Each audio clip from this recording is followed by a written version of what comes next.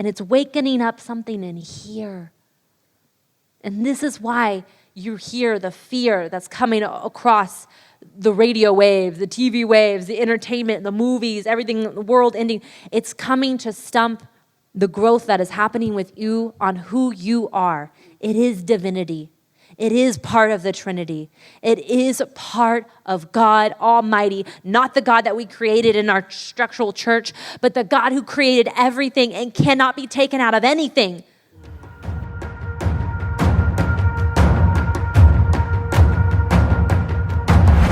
So as you guys have seen these past couple Sundays, I've really been on this study, and I've talked about it a couple Sundays ago as well, of dark and light, and I've just been really studying out the essence of it and what it means. And I thought that maybe I was above, like I could learn information and not have the experience of it. And God was like, oh, no. Here's also the experience of it. So I'm just going to tell you guys a story. But first I want to just kind of draw this out real fast. If y'all were here during the conference, I talked about the law of oneness. If you don't know the 7 laws of the universe, look them up. You can buy a book on Amazon. It's the way that the world works, the rhythm of it, the vibration of it. But the number 1 law is the law of oneness, and I talked about that at the conference. And in the essence of what I'm talking about is that we are all from the same source. We are all from God. God is the energy source that we come from, and everything is created from that place of oneness, right? And then we've been talking about separation in the mind. So I've been on this study because I've been really needing to understand what darkness is, what these experiences that we have that we would consider to be dark. I needed to understand what that is, and I've been on this for a little while. And in the middle of me searching this out, I've really come to find who I am. And so, my mindset was that, okay, if darkness is outside of God or darkness is something else, we were raised in you have heaven and hell, you have angels and demons, and it's like this inner war that's going on, and you're in the middle and you're trying to figure out, where am I at? I'm trying to fight my demons. I'm trying to listen to the angels. I'm trying to make it to heaven, not go to hell. And it was an entire message created by separation. And so that we separated dark from light, when darkness in reality came out of light.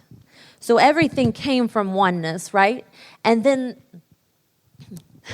I'm really excited, so I'm going to try to pace myself. Because when I'm on this study and I'm researching these things out and I'm reading things, I'm like, okay, well then what's the point? What is the point of all of it? If we're going through these hard situations, and then we're going through this and we're going through this, like where is the rhythm in that you can just find a settling and peace? And that's what I've been looking for within myself. And then the truth came to me, and it was so exciting, y'all. I was just like, this is awesome. And I don't know if anyone's ever told you, like, the universe does not revolve around you, but I'm here to tell you it does. It really does. I knew that in here, and people would say, it doesn't revolve. I'm like, well, I think it does. And it does, and it's really good news. It's not a negative thing. It's really good news.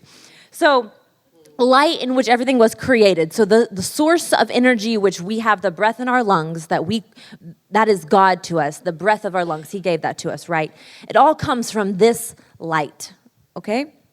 So from this light, God was like, I want to experience myself over and over and over again. And by experiencing myself, I want to experience love over and over and over again. Okay? So if this is light, this board is light, right? Then all you would see is light. So why would we need darkness? We need darkness, light and darkness, separated into 2 like this. I'm going to do positive and negative.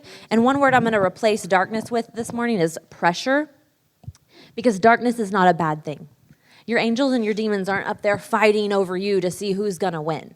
They work together for you. Because what darkness does, or what we would call darkness or pressure, it creates illusions in our world, circumstances that happen to us, situations that happen to us, so that we can see the light, so that we continue to see ourselves over and over and over in different reflections of different situations that we go to. So it's all, here's this, okay, so this is the darkness, right? I'm going to use this black. Here's your path. This is your road. And it all leads to you.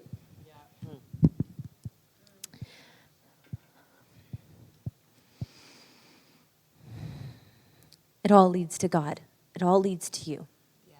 It all leads to the same source of energy. So we have this light and this darkness, and we have these situations, and we're like, why did this happen to me? Why did this? You know, why? We want to make understanding of it. And so this was happening to me, and so I'm going to tell you the story about me real fast, but it's really talking about you. Yesterday, this is me. This is my path I'm on yesterday. I'm feeling the pressure. I'm feeling the darkness. I'm tired. So you have this over here. I had Joni all day. She was being a little extra that day, which was forcing me to come into a place of getting ready to reveal truth within me, right? So I'm exhausted.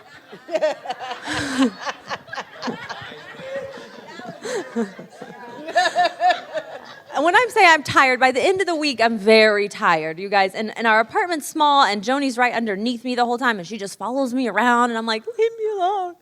And so, so here's our one darkness, right? I'm tired. Joni's right underneath me. And then I have a situation, whatever, however you spell that. And this situation was someone's response to me in a negative way. I wasn't doing what they wanted, so they were very upset with me, and so they start sending me very hateful text messages. And in the middle of this, as I'm starting to feel the triggers, so more darkness, triggers, trauma, as I start to sense this and I start getting upset, and I'm like trying to keep my mind right, and I'm tired, and that's, for me, every day I'm working on my mindset and the thoughts and taking everything captive. So what happens is they have to catch you in moments of weakness so that it can show you what you actually believe to be true inside yourself. It's a good thing. It's for your good. So I'm tired. I finally bring Joni to my mom's house. I'm dealing with just the light.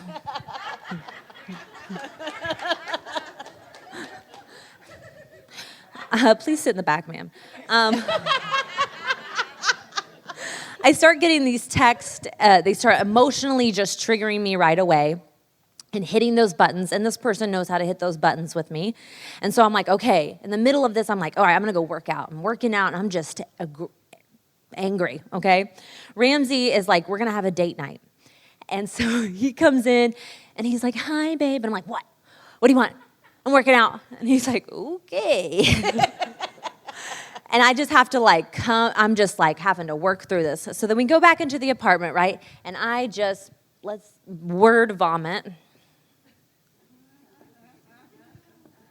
all over his day. I just start bawling, and I just start talking about the sacrifices I've made and this and that. And what came out, which I knew it wasn't the truth, but I knew it was what I have believed to be true. There you go. And as I'm saying it, and I see how ugly it is, as I'm saying it out my mouth, I know that it's not true. But I had to see that belief was in there, in me, and I had to see the ugliness of it. So I was worn down. I was tired. I wasn't actively taking every thought into captive. I wasn't putting good things in at the time. I was just trying to make it through the day, right? There's days like that. You're just trying to make it through the day. And so then I'm word vomiting, all just crying and just letting it all out. And I've done this and I've done that, and I still get treated like this, and I don't understand. And he just was wanting to have, a date night. And that's not what he got. So then we finally start to settle down, and we're spending time with each other, and I start shaking uncontrollably. I cannot stop. just shaking, shaking, shaking. And I said, okay. I'm in this trauma. There's something in this that there's something for me to learn about myself. Because every path, every darkness that we experience is to bring a truth about who you are, about the oneness that you live in. So, okay, I acknowledge that the things that I was saying were not true, okay? I'm like, it's only been a gift, and she's not in here, so I'm going to go ahead and say what I was thinking. What I was saying was how hard it is to be a mom at times. And I'm just talking about the sacrifices I've made, and I gave up my dream job, and I did this, and I did this, and then I don't get the respect I feel like I deserve, and it's just coming out. And I knew that those were beliefs in me, right? So then I get into this place, and Ramsey's just trying to spend time with me, and I can't stop shaking. And it just starts coming, downloads. God just starts telling me things, and he said, there's trauma stuck in your body. So I started shaking, you guys. Like, I couldn't stop for hours. And I could feel the energy coming up. Literally so much trauma that was stored, that was so forced down and not willing to acknowledge it, that I had to go through a day of just being so exhausted and so mentally drained and so triggered that I finally just came to the end of myself. Yeah. And I said, okay, fine, God, I have this trauma in me. What is this? Like, I need to understand this is all for my good. Then how do I face this? As I'm sitting there in the trauma, and I'm just shaking, and all these memories start flooding back to me. Probably 10 years of memories. And it was every memory that I had forced myself to do something I didn't want to do. When I knew my heart wasn't in it. And I shut myself down. And at the bottom of it all, at the bottom of everything that I was facing, all just the relationships I had chosen in the past, the abuse that I had taken in the past, the emotional abuse, the physical abuse, the situations that I put myself in, the bottom of it all, and my dad had said this in the past, that ultimately who you're mad at is God, but ultimately who you're mad at is yourself. Because you know what you're capable of. You know the healing power that's inside of you. Your spirit knows. So then when you're in a situation and you tell yourself you're not good enough, and then you put yourself in situations to reinforce that you're not good enough, and you cause your body trauma, then there's resistance in your body because your spirit knows you were always good enough. Right. Your spirit knows that's not who you are. And then your spirit works with shadows, works with pressure, with darkness to show you, to show you what you were capable all along, to show you the lies that you believed about yourself. Yeah. And so I'm sitting there and I'm watching this play out, and I just could not stop. My hands were like this. I just could not stop moving. And I knew, and it was just memories, trauma, letting it go, trauma, letting it go, trauma, letting it go. Every time that I put myself in a situation and I said, no, this is what I'm supposed to do in this situation, I was breaking my own heart. Yeah. By forcing myself to do things I didn't want to do. But this is who you are. This is how you're supposed to be. And so then I gained all these ideas and concepts about what love was. And I had no idea that in the middle of my broken heart, I'm the one that broke my heart. And now I'm dealing with this trauma of breaking my own heart by telling myself that I'm not good enough to do something. Or to, and to go back a little bit, when I was 18, I went to Africa. And when I was in Africa, I was at Heidi Baker, the Iris Ministries. And, we were at a service, and this guy said, is there anyone here that wants to do fashion design? And I had told some people that's what I was interested in. That's where my heart has always been. And I didn't want to go up, And I started to hear people say, Alex, like people started yelling Alex. And so then I was like, and someone came and grabbed me and pulled me to the front. So I was like, okay, I'm super embarrassed. And he was like, well, I thought it was you. I didn't want to be obvious because I was decked out in Africa. Jewelry, long skirt, everything matched. And he gave me this whole word about fashion design. and how the clothes that I would design would actually heal models as they wore it. And that it would bring healing to women who have dealt with anorexia and bulimia and self-worth and self-esteem.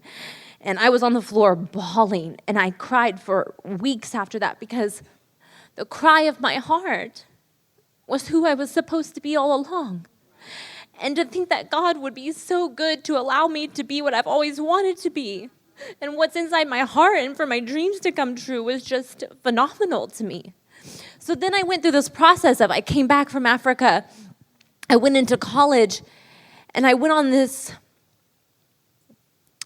you could say it was dark, but really it was just trying to push me more to see myself. And so then I started pushing that dream away, because I decided that I couldn't do it and that I'm not enough. So then I started to fill it with other things as much as I could to find some relief to the pain that I'm not enough for myself and I don't think that I can do it. It's not that other people think I can't, it's that I don't think I can. So then I'm jumping from the abusive relationship to enforce what I already feel about myself, which is that I'm not enough.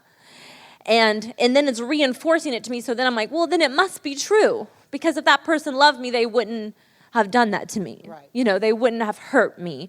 They wouldn't have been, and it was to the point where I was in relationships with people who were very physical towards me.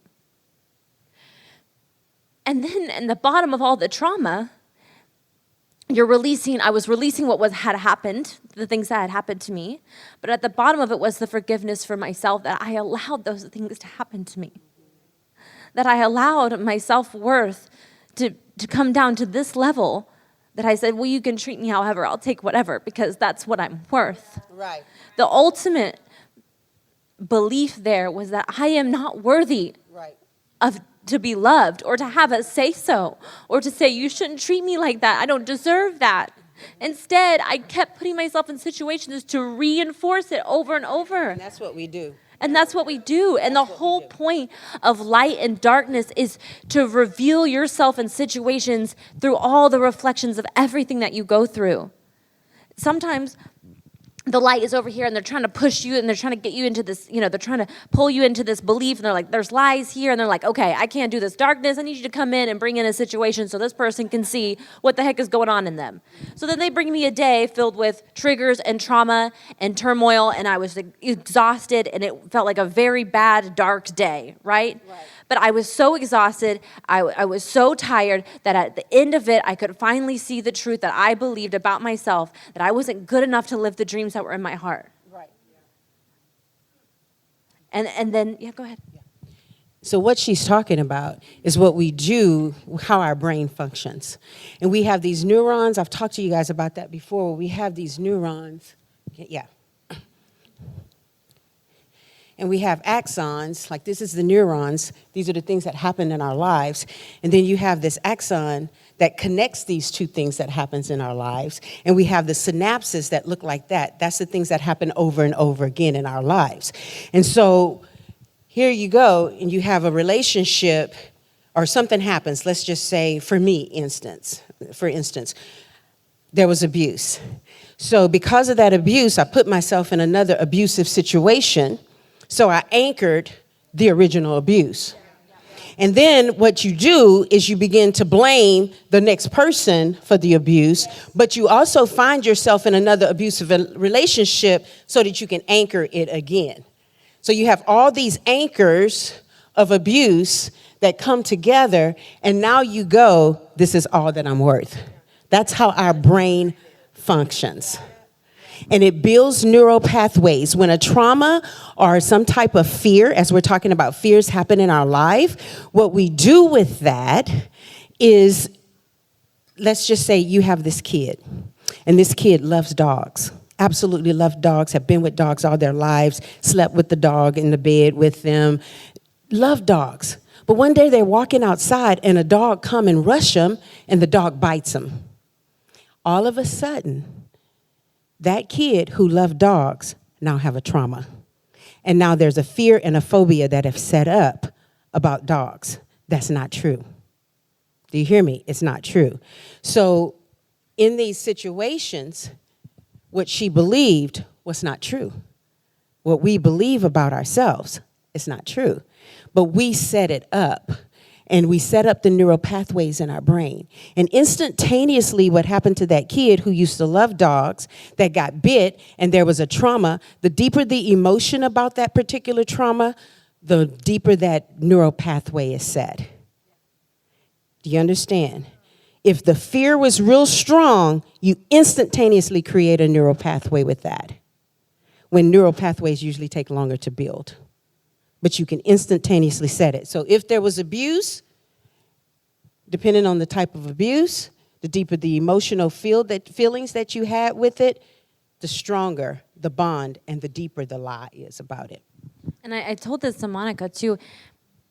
It's not about what happens to us. It's what we believed about what happened to us. It's the belief that comes into that. Right. So if you have experienced some type of abuse and you believe, well, I'm not worthy. So then that's the belief, right? It wasn't exactly what happened to you. It's the belief that you walked away with saying about yourself and to yourself. And then that belief becomes in your mind and starts to recreate itself over and over. And you live it over and over. Just like me with the abortion, when I told you guys about that when I was young, I had an abortion. And so in my mind, you're not worthy anymore. You're used goods. You're damaged goods. And so every relationship was about that. Every relationship. And self-hatred built from that because every relationship said that you're not good enough. And I kept finding myself in situations where I'm not good enough and where I don't have to move on. And then what we become is the victim.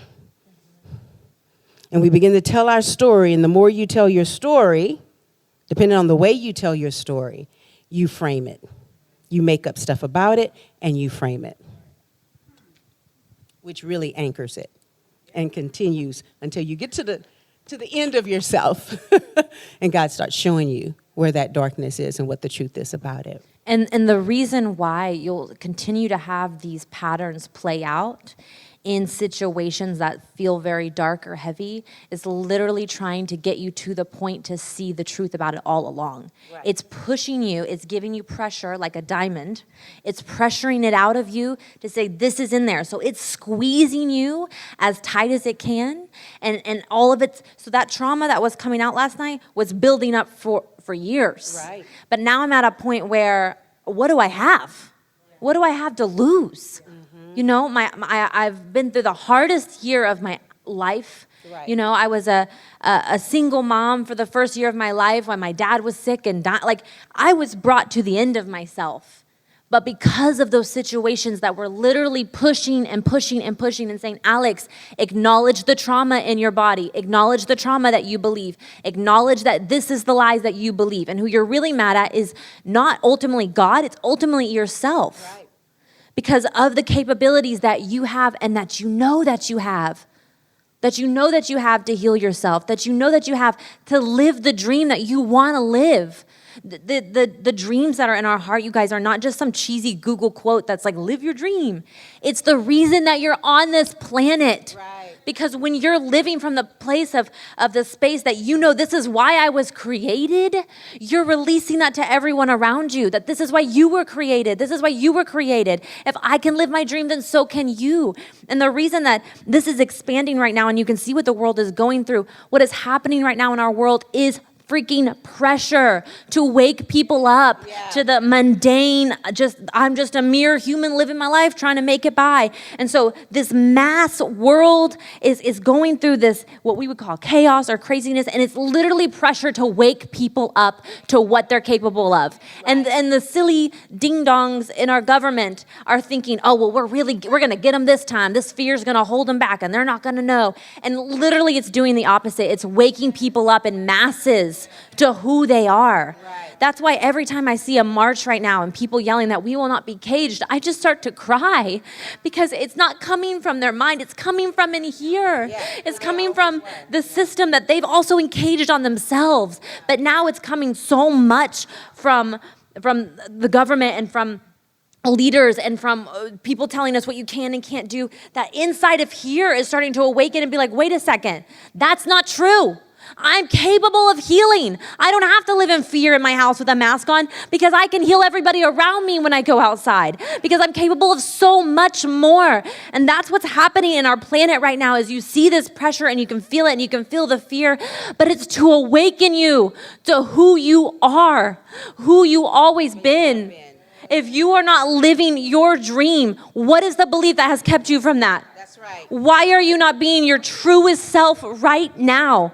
That is the ultimate only thing that you can do that releases freedom. Your Facebook posts aren't going to do it. You have to step into alignment with who you are, who you've always been, and then you have to live out of that place. You have to live out of worthiness. I am enough.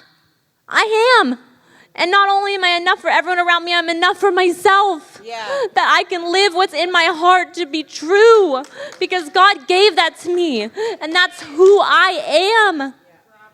And so what has happened even in the church is we created such a mold and a structure, and if you didn't fit, well, then you just didn't belong. And then you see all these people going through so much resistance and turmoil because they're trying to force themselves to fit in this church setting, and it's not working. It's something in here is like, there has to be more. There has to be more than just this. And it's literally telling you it is. You are the more. The universe does revolve around you and your freedom and your ability to live in your dreams and your ability to live in the alignment with oneness and one source. Yeah. Your demons and angels are working together for your good to reveal who you are. That's right. So that you can see it. It's not about everybody else seeing it. It's about that you see the truth. If I can't see the truth about who I am, it doesn't matter if I'm a world famous designer and everybody loves me. If I don't see my worth and value, if I can't see who I am, then what's the point? Right. It's about your worth. Yeah. Every situation that happens to us is trying to show you, no, you're worthy. See where you're worthy in this situation. See that you're loved in this situation. But then we blame, well, he shouldn't have died. Well, it shouldn't have been like this. No, it's for you, to see you, to experience yourself, to experience more of love. And so as I'm sitting there and I'm shaking for hours, you guys, and I could feel the energy. And I knew that there was energy returning to me, powers that I had given away to people. And I said, okay, whatever you said about me must be true, so that's who I am. That's giving your power away. When you're in a relationship and you come into an agreement with what they say about you, you're giving your power away. You're giving your power away. The music you're listening to, if it's putting you down, if it's talking about women in a negative way, you're giving your power away. You're giving your power away over and over and over.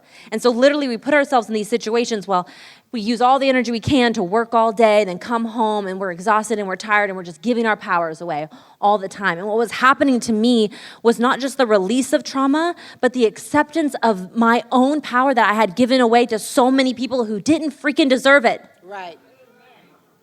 And for me to be able to say that they didn't deserve it. And for me to be able to say, I didn't deserve that. Right. But I'm so thankful that it happened to me because it brought me to myself. Yeah. And when I come to myself, that is God. That is the alignment with God.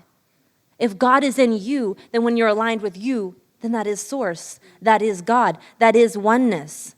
So this idea that we've lived in, that it's like this war and we're in the middle of it and which side will we lean on, is a lie. Yeah. It is 100% a lie. There are not demons out there trying to force you, trying to pull you in. It's a lie. They are out there working for you, trying to reveal to you who you are. But the church took this message and they took separation and separation and separation and took God out of this and took God out of this. And then was like, well, God looks like this. And then when people come against that, they're like, oh, well, then that's not what we believe. You know, there's 30 other denominations down the road you can go to. If you take God out of anything, you're in the wrong. Out of any circumstance, out of any situation, if you take God out of it, you are wrong. Living in sin is not about morality. It's about living in an emotional state where you make all your decisions out of emotions. It's about living whimsy, living from the tree of good and evil. But guess what? If you live there, you are always confused. You're always like, I don't know if that's good or bad because there's so many different situations and it could be good intentions and then it's confusion constantly. And we live our life like that. And then we have all these emotions to back it up. I can fix that. Align with God. Get quiet with yourself. and then say, okay, I am making fear-based decisions, and I'm just going to sit here and love. And the moment that you can become neutral, the moment that you can just sit there and just rest in peace is the moment you're aligning with God. It's the moment that nothing is really good or bad or anything in between. It just is. In the scripture, when they said God is making everything for your good, you are making everything for your good. That scripture has bothered me, so then I was looking up the Hebrew language of it, because it's like, the situation was bad. God, I'm waiting for you to make it good for me. What's the good thing going to come out of it? The good thing for it to come out of it is for you to see what the good thing is going to be, for you to create that. But we took the power off of people and said, well, God needs to make this a good situation for me out of this bad thing. And God's like, I gave you everything you absolutely need to create, whatever life you absolutely want to live. So whatever your life you're living right now is from your choices and because you chose to live this life. Now, if you want to play victim, that's fine. If you want to say it's because of this or because of this, but ultimately it's because of you. And that truth is a very painful truth, but if you can realize it and you can say, I'm the one all along that was saying I'm not worthy. I'm the one all along saying that I didn't deserve better. It was me. It wasn't this person or this person, it was me. And then seeing that, and I just sat there with my broken heart, and I let it go. And I felt my dad's presence, and a lot of the trauma had to do with men. And he just looked at me and he smiled, and he's like, I'll take it. Can I take that from you? And I said, yeah.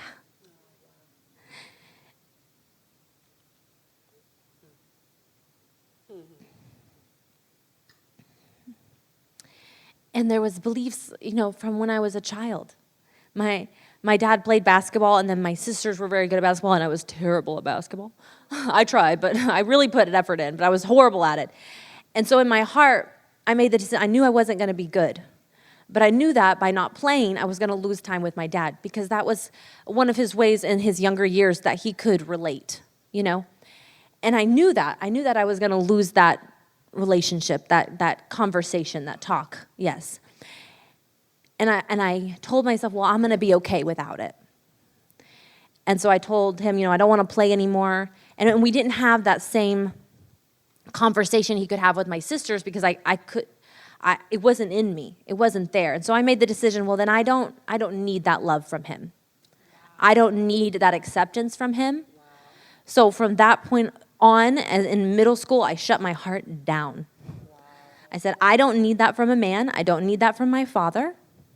And so I'm going to be okay in my life without it. And so then I start living these patterns where I continue to say, well, I'm okay without that type of love. I'm okay without that type of acceptance. And in the later years, our relationship changed dramatically. And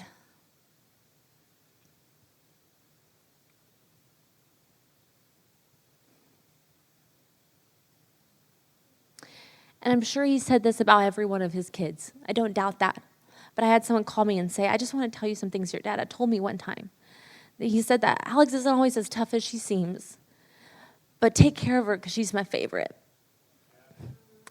Now, he probably said that about all of them. But what that did in my heart, to be like, he still loved me even though I couldn't perform the way he wanted me to, and the way that I had just shut my heart down to him, because I was like, I don't need that from you. I saw people who wanted it so bad from him that I was just like, I'm going to be the person that doesn't need it. And so then he came to me and he said, let me take that from you. He said, it was always about you. It was always about you. And if I was Josie right now, it would be always about her. And it would always be about what she believed to be true. And if it was Hunter, it would be about her and what she believed it to be true and what was true to her. So when I say this is about you, this is about you. The universe does revolve around you. It's literally pushing you and pressuring you, and everything that's bad that is happening in your life or darkness that's happening in your life is trying to pressure this diamond out so that you can see yourself. Because the resistance that's within is because we're so capable of so much more. But we've decided to just live normal lives and just be okay with it. And then we're sick and we're tired and we're not at the places we want to be. And it's because we've put limits on who we think that we are. And then we also let other people put limits on that. We went to church and they put limits on that. We went to school and they put limits on it. And we're so limited in who we think that we're capable of being in this society, in this world, that this mass world awakening is happening to say, no, you are so much more than that. You're so much more than all the boundaries you put on yourself and the box you put yourself in, saying, this is who I am. This is what God has to look like and what God has to do. Christianity is just a replica, a replica of what we have done to ourselves. We put God in a box, but we were putting us in a box. We were saying we were only capable of this and nothing else. And so then this resistance within us is angry and bitter because we know that we're more than that. Yeah. And when we come to church and we hear someone tell us that we're not more than that and we're just trying to make sure that we don't sin the next week so that we can make it to heaven, it makes you mad. Because you're like, there's more. There has to be more. Because if this is it, it's not worth it. So show me that there's more. And the more is the love and the revelation that you step into when you can see it for yourself, for self-love. It is loving God because He created you. He created you for a purpose and a plan and a dream in your heart. Whatever makes you come alive, do that. Stop making up excuses. Your excuse about why you're not doing it is the belief that is in your heart of why you're not accomplishing what you want to accomplish. My belief was that I just couldn't do it. I wasn't worthy of my dreams coming true. But then we got this crazy thing called the internet, and you see stupid people living their dreams. I mean, just stupid YouTube people. And I'm like, if this guy can be a goober on YouTube and make millions and just walk around being they just make stupid videos and they're making crazy money and they're enjoying their life because they're releasing who they are. They're stupid. But the reason this is happening, you guys, and the time that we're in right now is a time we went through. This time of technology is what is awakening things right now because it's showing people in other countries. I don't know. I like to watch the videos of when people get the gold buzzer on America's Got Talent. And I will just watch that because I cry every time when they get the buzzer. And they buzz and they cry and the confetti's coming out in my heart because that's what your heart wants. Your heart wants it to happen for you. Your heart wants that dream to come true for you. So when you can see that in other people, it sparks something in here that's like, wait a second. Well, what about my dream? What about the stupid things I want to do and get paid millions for? What about that? And all of a sudden, it spreads like wildfire, and these videos go out to crazy. And people in Africa are watching a person in America get this gold buzzer and live their dream. And all of a sudden, there's just this idea or just this light that comes on that goes, well, can I do that? Can I travel? So then you see these people from all around the world come to America's Got Talent and show their talents and show their gifts. And you can feel the life on it because they're doing who they are. They're no longer pressuring or denying or confining what they were made to be, and they're letting it out. And now the whole world can see that. The whole world can watch one video of someone releasing their voice and then getting the winning, and it does something in your heart. It sparks a light in you that's like, it can happen to that silly person. It can happen to me. I'm silly too. I can do it too. And the fact that we live in a day and age, the people who are famous right now, I'm like, what is happening? No, where's the class? But they're living themselves. And that's the thing. This next generation, the reason they live everything out loud and on, they do not care. They will not be confined by the rules that you have put on them. I don't care if you don't like it. I don't care if their shirts are too short or their shorts are too short. They are going to be who they want to be, whether you like it or not. And it's releasing a sound on this planet to awaken it for other people, to be whoever it is that you want to be, who God created you to be. And as you step into that, everything in your life aligns around you. Everyone around you aligns. The only purpose that you are here for is not to make it to heaven, is not to just do good enough one day and die and get a reward. The only reason you are here is to find yourself and then to be yourself so much that it's intoxicating and maybe slightly annoying. But that whatever it is about you that is being yourself, when other people are around you, they can feel it and it sparks something in them. And wait a second, I can live in abundance. I don't have to live paycheck to paycheck, giving all my days working with no energy to give my kids when I get home. I don't have to live that way. There's another way. And so from that revelation, you guys, there's a mass awakening that is happening all over the planet. And people are coming together. And you can feel the energy when you watch these videos. I encourage you, watch them. Watch the people chanting in Australia, in London, in Asia. There are thousands and hundreds of thousands of people, and they're not showing you on the news because they don't want you to know that it's happening, are coming together and saying, we will not stand for this. But what they're ultimately saying is we will not be confined and controlled anymore. We are capable of more. And this is the true fear of what's happening. The leaders in this world know what you're capable of. They are a leader for a reason. They were also capable of it. And they made it to the top. They made it to the top of their field. And then they have this fear base. They're moving out of fear because then they want to keep it, so they have to keep everybody else quiet, keep everybody else in their box. It's called Washington, D.C. It is called Washington, D.C. It's everywhere. But that's why it's happening on a world scale. It's in a world scale. And the reason it's happening is because when I watch these videos and there's 100,000 people marching in London, all of a sudden we're not so alone in what we're going through. All of a sudden there's other people saying that we're not going to stand for this. And all of a sudden you feel empowered to say, well, I'm not going to stand for this either. But the truth of that is the walls and the confinement that you have put on yourself. The group of people that can be mass manipulated is a group of people who live in victimhood and say, well, I don't have any control. I'm a victim to my life. If you're a victim to your life, then someone else has control over it. And if that's true, then you don't have control over it.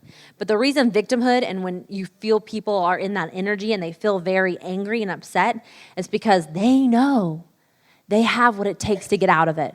But instead of releasing themselves, they're confining themselves more. And they're trying to reinforce the fact that they're a victim. It's not true. You're not a victim. It doesn't matter what happened to you. It doesn't matter what happened to your mother's mother's mother. You are not a victim to any situation that you go through. It is a privilege to go through every situation we would consider dark. Because somewhere in the middle of that situation, in the middle of death, in the middle of being alone, in the middle of coming to the very rock bottom of your life, guess who's there? You are. You're there. And if it takes getting rid of every distraction in your life to show you that's where you are, pick yourself back up. It took me a year of, think about it, COVID, being locked up. I was also a single mom at the time, all by myself, taking care of this little bitty baby that I had no idea what to do. My dad was dying. People everywhere were going crazy. It took so much to reveal to me and to bring me back to just who I am. And then to acknowledge those beliefs, and it all comes back to I am enough. The number one belief that people believe is that there is somehow, some part of them is not enough. And if there's an area that you're not excelling in your life, then you're telling yourself you're not enough in that area. That is the belief, period. Find where that belief came in. Or you don't even have to go looking for it. It'll come to you when you don't want it to, on date night.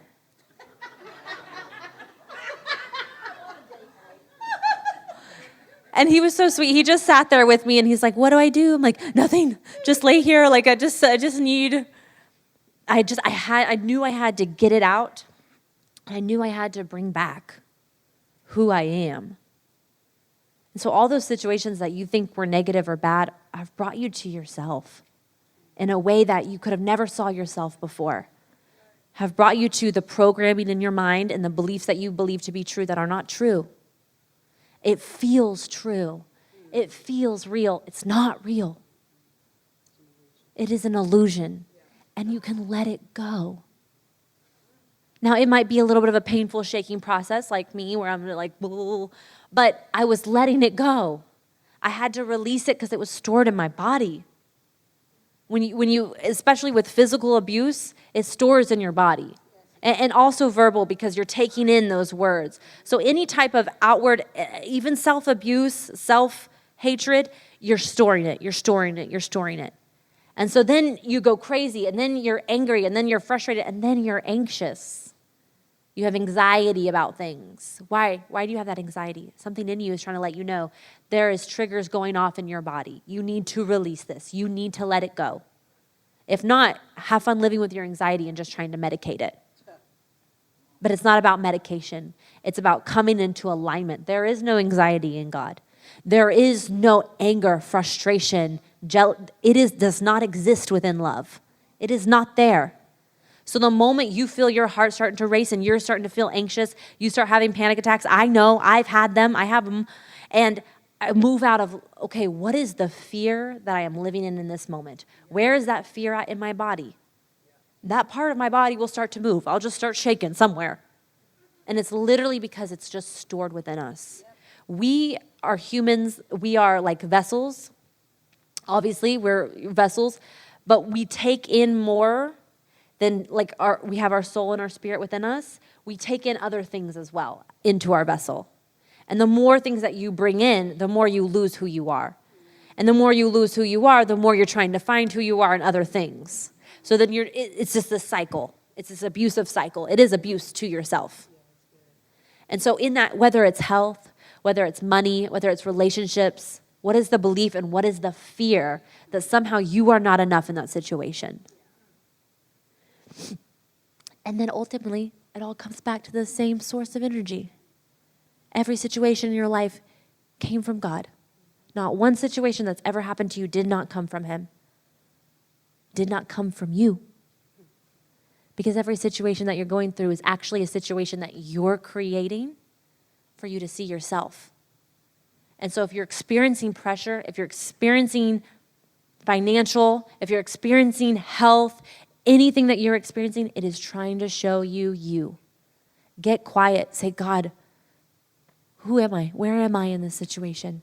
Where is that trauma? Where is that? Let me let it go. Let it out. But you guys, love for God is self-love. And I don't mean self-love in a selfish way where it's me above everybody else, but that place that you can unconditionally love yourself.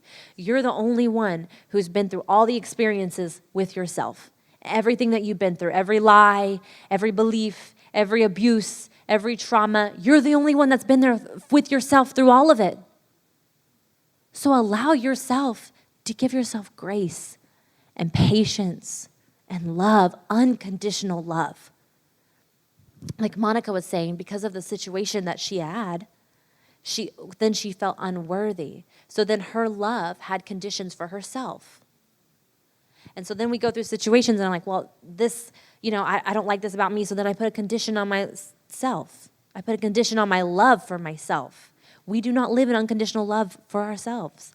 Because there's so many conditions on I should have been here at this age. I should have been married at this age. I should have done this. I should have had this job. You're putting conditions on your love. If you're putting conditions on your love for yourself, you're putting conditions on love for everybody else. Yeah. And then when you're upset that people can't meet your expectations or what you're wanting, it's because your love is out of conditions, which isn't love at all. We have to get back to a place of living in unconditional love for ourselves. You deserve peace. You deserve grace. You deserve healing. You deserve for yourself to say, I'm sorry you went through that. Not only am I sorry, but let me hug you. Hug yourself. I know this is weird, but I was hugging myself last night because I needed me to comfort me. I needed my being, the one source with God within me, to acknowledge that this pain and hurt was there, and to acknowledge I don't have to be tough enough to hide it anymore or to shove it down. I needed me to love me, to give me unconditional love. If you cannot give yourself unconditional love, you are not going to experience it anywhere else, period. It's about you loving you. And then if you get into a relationship, great. You can unconditionally love them as they unconditionally love themselves, and then it's unconditional. There are no conditions. But we cannot love God because of the conditions. Well, God didn't do this for me. God didn't come through here for me. What you're really saying is you didn't come through for you there. when you knew that you were capable of it. The issue that has come up, well, if Darren would have lived, if maybe we would have been in a more spiritual place, or if we could have prayed in a specific way, or if we could, I'm putting conditions on myself. And then you feel the resistance because you're angry that he's gone, or you're angry, he shouldn't have left. Yes, he did. If it shouldn't have been that way, it would have been another way. It is the way that it is because that's how it was supposed to happen. But it's the resistance in here that's like, no, I should have done this. Stop it. It's okay. What happened was supposed to happen. Now find the way that you can find unconditional love in that situation. Not only for yourself, but for everybody around you. But as long as you're putting conditions on yourself, you're putting conditions on everybody else around you. And guess what? Everyone can feel it. Because they can feel your energy. They can feel what's coming off of you. So if you don't love yourself because you don't feel worthy, this is what I did. I didn't feel worthy, right? So then I didn't even, it wasn't my heart, okay? It was not my heart. But when I got around people, they didn't feel worthy to be around me. I made people feel small. I didn't even know that I was doing that. But really, the ultimate thing was I was feeling small. I felt unworthy. But I was so going to hide it that I was going to make you feel unworthy and you feel small around me.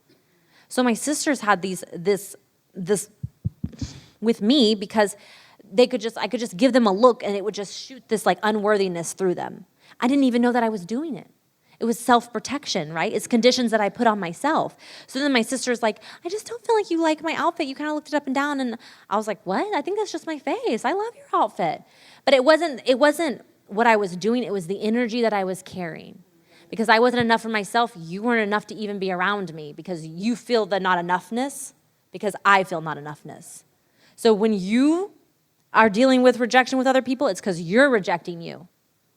There's some rejection in your life that's coming from who you are.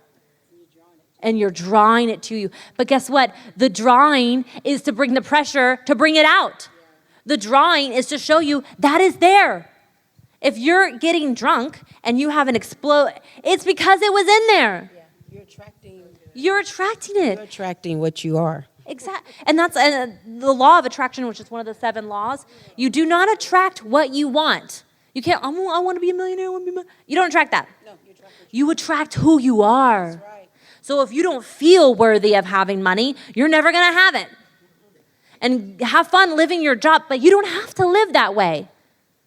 Now, does this take some inner work? Heck yeah. Is it really hard? Yes.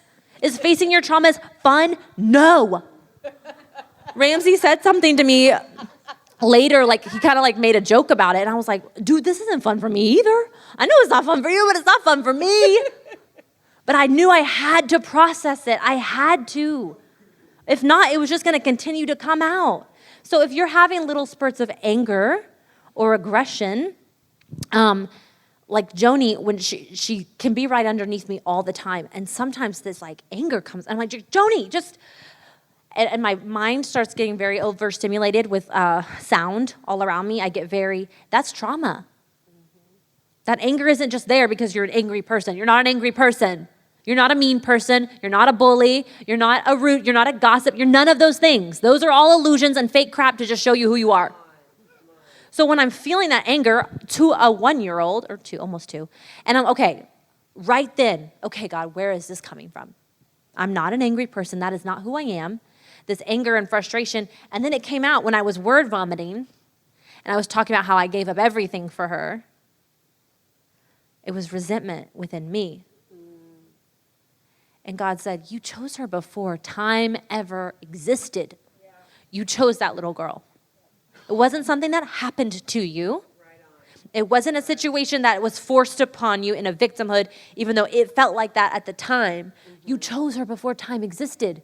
You chose to go through these things before time existed. You agreed to do this. You agreed to be here. You agreed to put yourself in situations so that you could see you, so you could see God in the middle of it. Because without the darkness, if there's just light all the time, you can't see. It's just light everywhere. You have to have what we would call darkness, or what I would call pressure, to force the greatness out. We know who we are. We're here on this planet to remember who we are. It's the whole reason you exist. You're only here to exist to remember who you are and who you've always been and who you're supposed to be and what your dreams are, and to live from that place every single day. And every time a trauma comes up, it is an opportunity for you to face that fear, to face that trauma and go, this is not who I am. I get to determine who I am. I get to do that. When we live in victimhood, we get to say everyone else gets to determine that for me. That comes down to self-value. That comes down to self-worth. You get to determine that. Every situation in your life is out of a mental repetition to show you, the reason you live in patterns and repetition is to show you how you can get freedom in that situation. It is to reveal truth within you. And it all comes back to oneness, and it all comes back to God, and we all are one. So as soon as my light starts to shine from my space, it starts to shine for you in your space. I'm literally giving energy off that allows you to be who you are, that allows you to heal from the things you thought were unhealable. People have been through horrific things, crazy things. And you're like, why would God allow this? It's not an allowance. It's a pressure to show you who you are. Why is this here? Why is this happening? Get quiet with yourself. Ask yourself. Be true with that. And as you do that, that dream of what you always wanted, of who you are, starts to awaken in you. Right now, you see on the internet people just moving away and like making stuff on a beach, or just people just being crazy. And you get to read about it and hear about it. And it's so inspiring because people are just going off and doing it. They're just doing it. Because they're so at the end of themselves. And that's what this whole thing is pushing us to, the end of this confinement, the end of, I don't want to be caged anymore. And it's literally taken people to be locked up inside their homes, to be like, this is not my life. This is not what I want to do. And now people are marching the streets saying, you can't cage us. And it's wakening up something in here. And this is why you hear the fear that's coming across the radio waves, the TV waves, the entertainment, the movies, everything, the world ending. It's coming to stump the growth that is happening with you on who you are. It is divinity. It is part of the Trinity. It is part of God Almighty, not the God that we created in our structural church, but the God who created everything and cannot be taken out of anything. As Christians, we took God out of everything. This is God and this is the world. It's all one. There is no God in world. It is all God. Stop taking him out of everything. If you're scared of something, if something makes you feel uncomfortable, it's because for some illusion in your mind, you feel like God can't be in that. If the bowls or natural heat, whatever, if it makes you feel weird, okay, there's a belief in you that you have had separation, that God can't be in that. Right. Go ahead and just acknowledge that. Yeah. Because if Karuna is throwing toothpicks at your face and God is in that, then God can be in anything. God can be in your word vomit. God can be when you're tired and you're just exhausted and you're just trying to make it through your damn day. God can be in that. And what we're coming out of is that it is not confinement. When I'm walking to my car, I'm walking in God.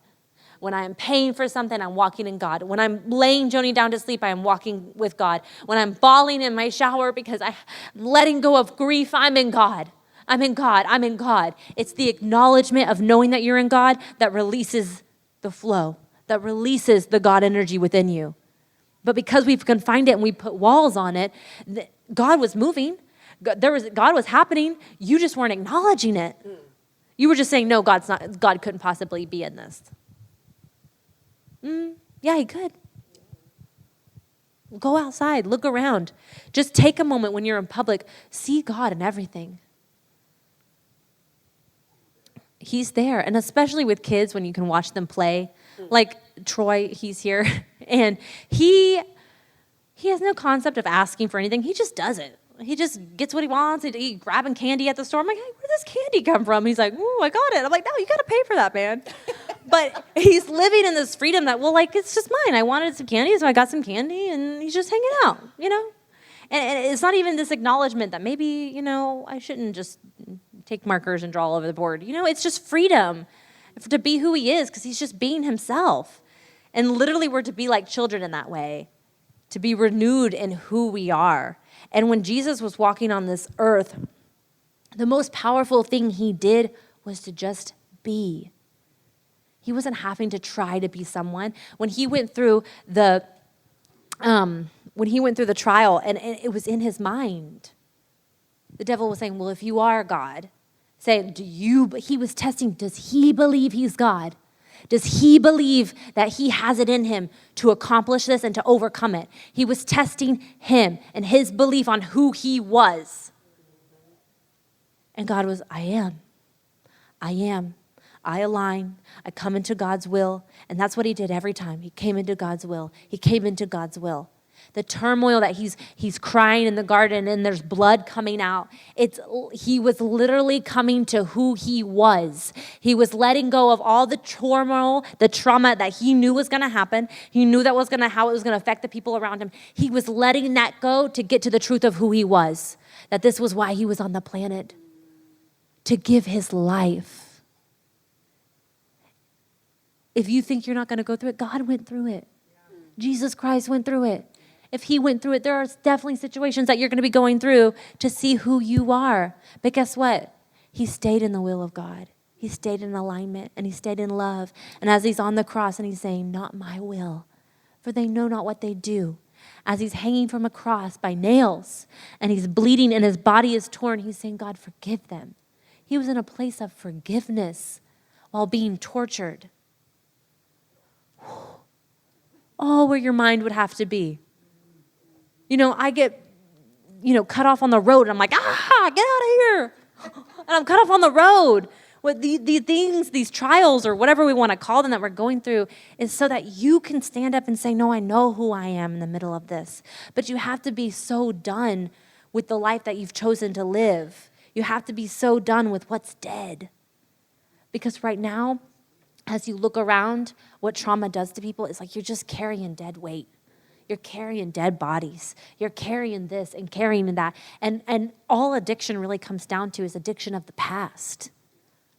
Because every substance abuse is to get rid of the past. Guess what? The past doesn't exist anymore. It's only in your mind. It is forever gone. And it'll never come back unless you pull it back to you. But when your mind is living in that whatever had happened to you, and I'm not condemning anyone. Obviously, I've been there. I'm releasing trauma last night. But when you're staying in that, when you're staying in the victim, oh, this happened to me because of this. This happened to you because you chose for this to happen to you. You agreed to it. You did. So if you're mad at anyone, be mad at yourself. Because it's to show you you. And you know what? It's the most beautiful love story you could ever possibly imagine. It's falling in love with yourself. It's the most raw, unconditional love. Is to say, I've been in every situation of my life. I've witnessed everything that's happened, and I still choose to love myself. I've lied. I've cheated. I've been jealous. I've been angry. I've seen sides of me that are so ugly I would never want to see again. I still unconditionally love that person. No matter what reaction you have, I can still unconditionally love me. I've been mean. I've been a bully. I've been, and it was all from hurt and pain. And we could justify it all day long, or we can say, I don't want to live there anymore. I don't want to affect everybody around me with what's going on with me on the inside. I just want to give people unconditional love. But if you're not giving it to yourself, then you don't have it to give. If you're not unconditionally loving yourself, you don't unconditionally love God. God has conditions. If he doesn't do this, this, and this, then I'm going to distance myself. And then you're creating this wall and this block, like I did with my own father, of, well, then I just don't need God anymore. And so then you're so in turmoil because God is in everything, and he keeps showing up, and you're like, I'm trying to get away from you. I got out of the church, and yet here you are in this bar, whatever. And God's like, I'm everywhere. I'm in your car, I'm in your shoes, I'm everywhere you go. You can't get away from me. Who you're trying to escape is yourself. Who you're trying to escape is the past. Who you're trying to escape is a mindset and an illusion that is no longer real. The abuse that happened is not continuing to live on unless I allow it to, unless I replay it in my mind over and over and over. But that's what we do. So then we're abusing ourselves. Maybe we're not physically hitting ourselves, but if you're reverting back to a memory of someone being physically abusive to you, you're re-abusing. Your brain does not understand that it is not physically happening to you at that moment. If you're replaying memories in your mind, this is how your brain works. The more you replay a memory, the more your mind will revert back to that memory, but your mind thinks it's happening at that time. So like when 9/11 happened, they said, don't let children under a certain age watch it on the news over and over because they think it's happening over and over and over again because their brain cannot comprehend. Your brain is the same way. It does not know the difference between this is real and this is just something I'm thinking about over and over and over. It is literally, you're literally putting your entire body, and I've done this, when you are thinking about something, you start to have a physical response. Like that's when you start having anxiety or a panic attack. You are reliving your trauma and you're putting more trauma on your body and you're forcing yourself to live it over and over again. You're abusing yourself. We are people who have been abusing ourselves because of the past. When all that it takes is coming into alignment and releasing it. And is it painful? Yes. Is it ugly to see? Yes. Can you still have unconditional love for yourself? Absolutely. Can you give yourself grace? Can you give yourself off the hook? Yeah, I did this, this, and this, but I'm going to get myself off the hook. It's not just about accountability with yourself. It's about giving yourself the things that you need that maybe someone never gave you. Patience, love, kindness, forgiveness. That's a really big one. We don't forgive ourselves. And then we think that we're not forgiving this, this, and this person, but it always comes back to not forgiving yourself and the unforgiveness that you have towards yourself. It's always about you. The universe does revolve around you. And the great thing about it is it's so beautiful. It's the most beautiful thing I've ever experienced. And when I start to awaken to this, all of a sudden this starts coming alive, and I get to be the person I wanted to be. I get to create what I always wanted to create. And everything that's happened in my life has led me to this moment of seeing myself for who I am. And then as I close my eyes, seeing the people who've passed before us, cheering us on, waiting. They're waiting for you to awaken. As I was going through this trauma last night, I knew that it was traumas from my grandmother and my great-grandmother. I knew that that was passed down. Physical trauma because of circumstances that have happened. And so as I was shaking and releasing that, it wasn't just for me, it was for my lineage. Because there was a certain way that women were supposed to behave and keep things secret. And there was so much abuse that happened to our parents and our parents' parents that was behind closed doors and kept in closets, and you kept it a secret, right? And what you see now in these younger generations is they're just letting it all out, because they can't carry it like the past generations. And guess what? The past generations carried it to their deathbed. They carried it all the way to their grave. They carried it all the way to their sickness that they had in their body. And it's because they were carrying so much of what was behind closed doors. And it's asking to come out. And so as I was shaking and I could feel it coming through my arms, I knew I was releasing freedom to my grandmother. And I was releasing life to her. And I went into a meditation and I could just see her, and I was just imagining this energy exchange of God and love between us, allowing her freedom from the abuse that she's held all her life. Horrific abuse, y'all. And I said, no, it stops here. I can give you unconditional love. Even though she couldn't in that time, and she wanted to make reasons why this has happened, I just went in the meditation, I just said, it's okay. I'm so sorry this happened to you. This is not who you are. And I just sat there and I saw the unconditional love reverting back to her, and just allowing her freedom in that, to be free from that. Because the energy that she carried, the trauma she carried, she passed on to her kids, and it passed on to the grandkids. And the women in our family had specific beliefs about things that they were never our beliefs. And they're not true. And so I told this story about myself, but this is just a story about you guys. This is a story about how do you get to who you are. Everything in your life is working for you to get there. So as this light wakens within me, and I'm very scared, and I don't know what it looks like, and but I know that if I cannot step into it, if I don't allow this to happen for me, then I'm shutting it off for other people. And that's the same thing for you. If you're not allowing this to happen within you, you're shutting it off for your kids, for your grandkids, for your spouse, for the people who are connected to you. And nothing in my life is so important that I wouldn't want to give all the freedom I could to Joni, all the mental clarity, what it means to be in oneness, what it means to dream, what it means to come alive. That's it. That is coming to myself, was the knowing that I wanted to give more to my kid, to my kids. I wanted to give more.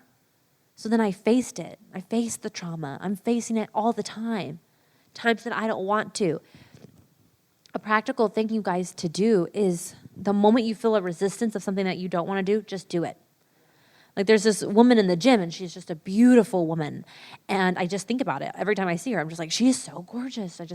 And I was like, maybe I should tell her. And instantly I just felt like this fear and resistance, like, no, that you're going to seem weird. So I just did it. I said, excuse me, ma'am, I don't mean to be creepy. I know you see me staring at you. But I just think that you're one of the most beautiful women I've ever seen. And you're just gorgeous. And you could just see the light that come up on her, just like, oh, well, thank you, But it was just because I just stepped out of fear. I just stepped out of resistance and went ahead and just been myself. And what myself would have done, if it was Joni, she would have been like, you're pretty. You're a really pretty person. And that's what I did. So all these facing the fears, it's just small things. It's that thing when you want to tell your spouse something, and then this oh no, you gotta hold that back. You gotta protect yourself. You gotta say it. What's on your heart? What's hurting you? Let that person know. Even if they can't hear you, or even if they are not on the same vibration as you, so maybe they're not picking it up the same way, they don't know the depth of it, you know the depth of it. And you just allowing yourself to tell someone is releasing it from you. You just saying it out your mouth. What I was saying last night as I'm rocking and shaking, I was saying to myself, I'm enough, out loud, so that I could hear myself say it. And then put it in my mind. Put it in my mind so much that when I'm not enough comes up, that's an unusual, weird thought that I don't usually have. Yeah. And I'm like, well, that's unfamiliar. Yeah. Where the familiar is I'm enough, unconditional love, living in my power in God, in oneness. It's replacing, and you guys, it is a walk through, it is a challenge because we've lived in so much separation within our minds. And we've really believed it to be true in here. And so walking that out looks like changing everything you listen to, looks like changing your daily habits, looks like stepping out of your comfort zone every day that you get the chance to. It's an opportunity for you to grow. If you feel uncomfortable, good. It's awesome. That is an opportunity for you to see you. And dear God, it's uncomfortable. And dear God, it's overwhelming. And dear God, it's a lot. But it's growth. And it's changing you. And the more you do it, the more you set those mindsets in place, the more your mind reverts to that and says, no, you did it yesterday, you can do it again today. Well, you did this, but now you can do this. And your mind is telling you what you can and can't do. So the more you tell your mind you can, the more it tells you you can. The more it brings situations to show you that you can. The more it shows you this situation to show you your self-worth. And then everything around you, it's not that everything, all the situations stopped. It's that everything around you now is just reflecting the good energy that you're releasing, the unconditional love that you're releasing. Because most of the time, the reflections are all the trauma and triggers because that's more in us than anything else. So the moment we can start to remove that and step into unconditional love, the more you're going to see reflections of unconditional love in your relationships. In your relationships with money, in your relationships with your kids, in your relationships with yourself, self-love, in your health. It is all reflections of you and what you believe to be true about yourself. Anyways, that's all I have to say. I'm sorry, Monica. Awesome. It's awesome.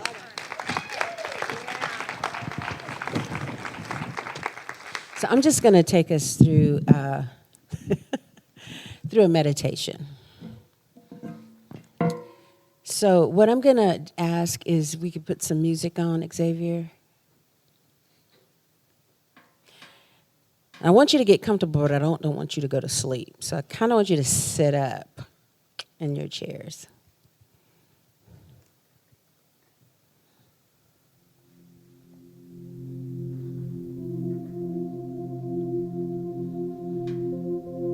And so I'm going to lead you through this, and then there's going to be a time when I'm not going to say anything. I'm going to just be quiet and allow Father to say stuff to you. And what's going to happen is you're going to see light, and light's going to go through your body.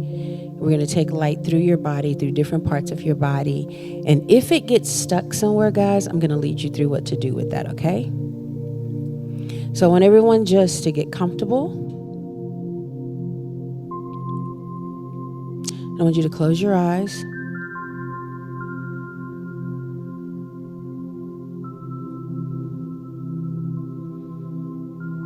And I want you to go to a safe place for you, or your happy place, your safe place, your happy place, just because it's an entrance point.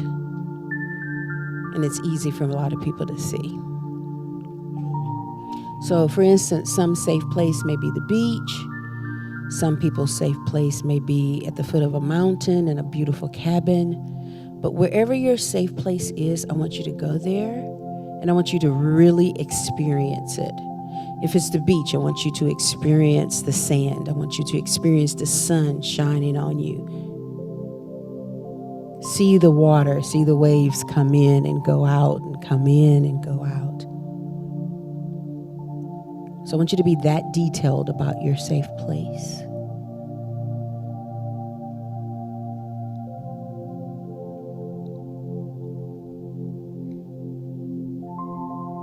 And I want you to see Father or Jesus, Holy Spirit, they're all one with you. See them show up at that place.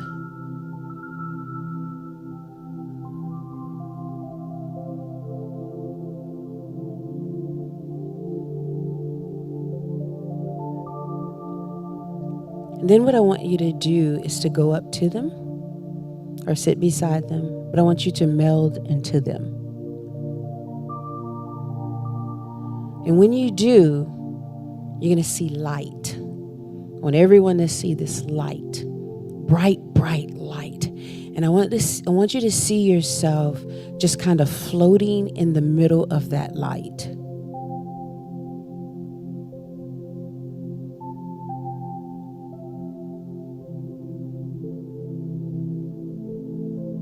And it's really, really bright.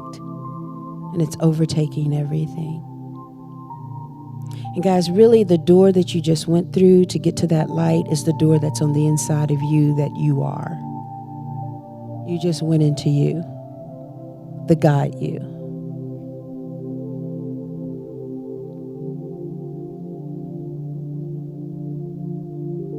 And that light is love. See that light as perfect love.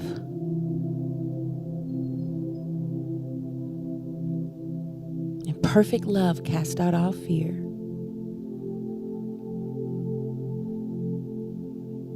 Just see that light. And then what I want you to do is see that light begin to go through your body. Because even Alex talked about this, and it was something I was going to touch on, that trauma and certain emotions are stored in your body. So just see that light begin to go through your body. It's going to go through all of your cells.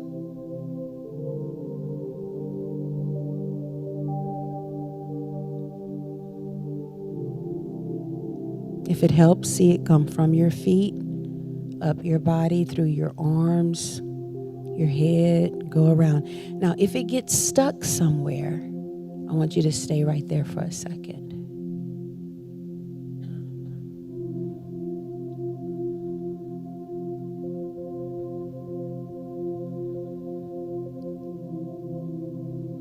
And ask Father, why did it get stuck? What's there that you need to deal with?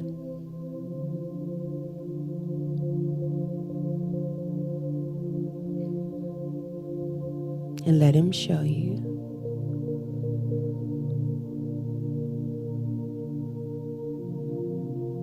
Some of you, he may show you a memory.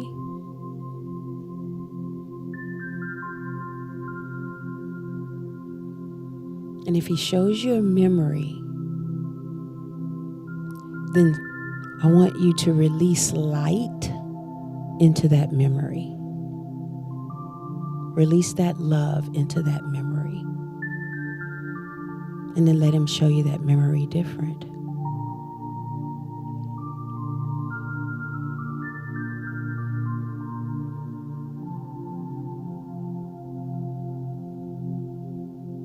And if it was something that happened to you as a kid,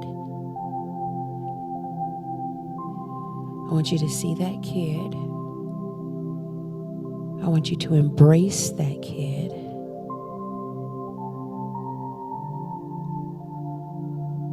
Love on that kid and release light into the little kid you. To the little girl, the little boy you. Release light right there. And that light is love.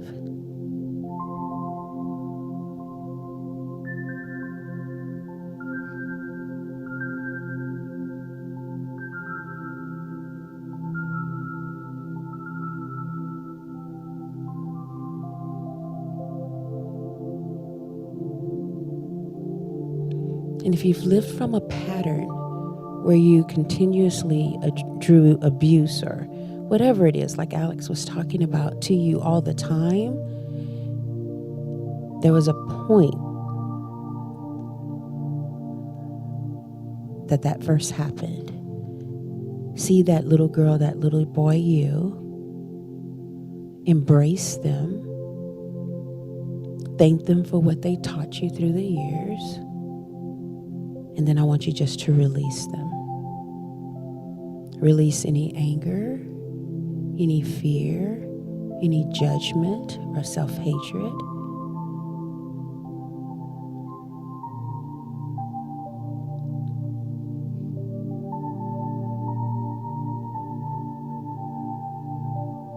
Then take that little innocent you, like you would little Joni or any other sweet baby, into your lap, hold them, and then see them meld into you. The heal them. The one that's healed. The one that's whole. The little you that's whole and healed.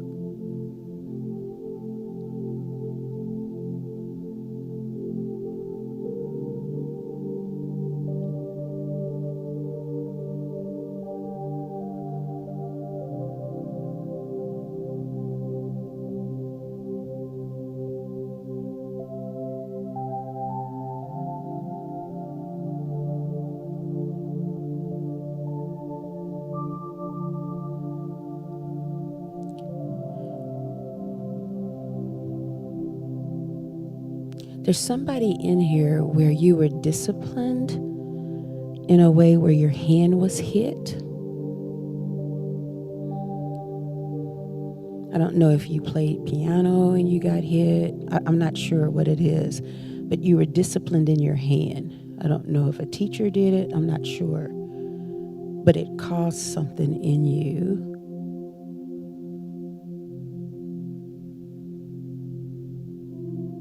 To where you even made a vow, like, I'm not doing that again, or I'm just going to stop that, or something to that effect.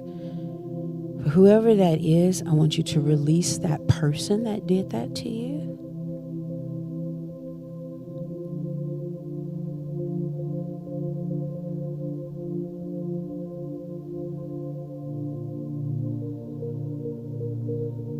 And release any guilt or shame that was attached to it.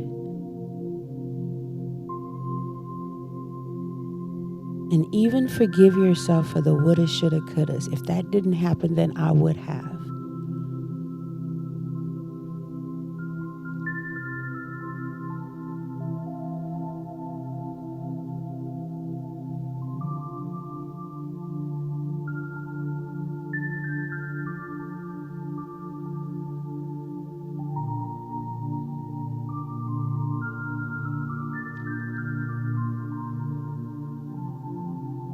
I just saw someone else that was disciplined wrong, and it caused you to have an issue with authority.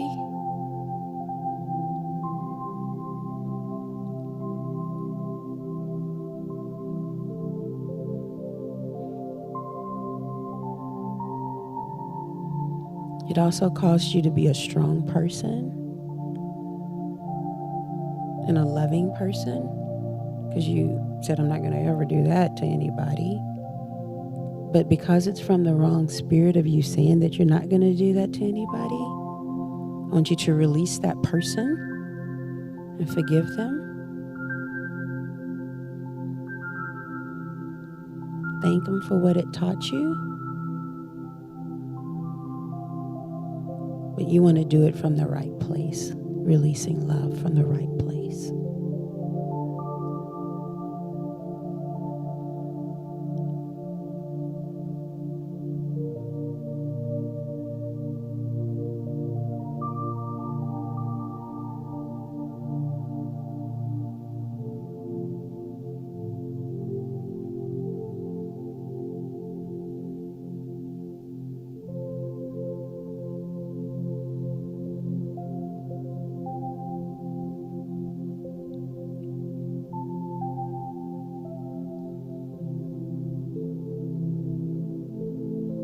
So if there's someone God showed you that you need to forgive or release, just release love into them. That light that you're swimming in, release light into that person. Release light into you again. Just see yourself in the light, but you are the light. You're one with that light.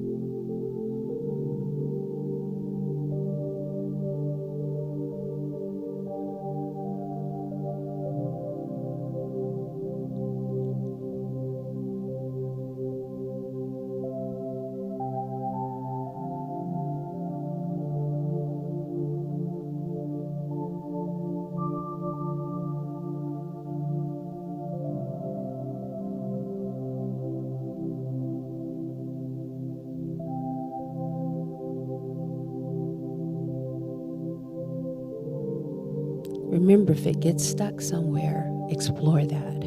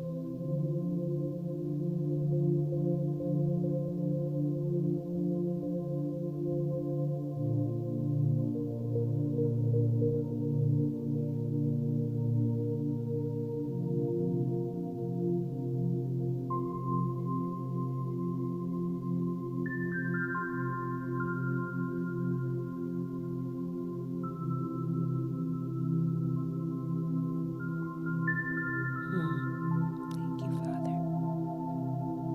Thank you, God.